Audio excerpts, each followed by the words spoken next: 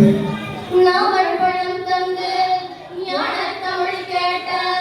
கந்தாமணி வேலா என்னப்பனே முருகா உனக்காக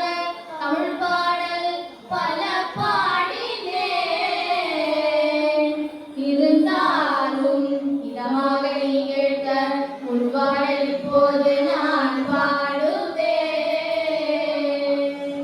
பாடுவேன்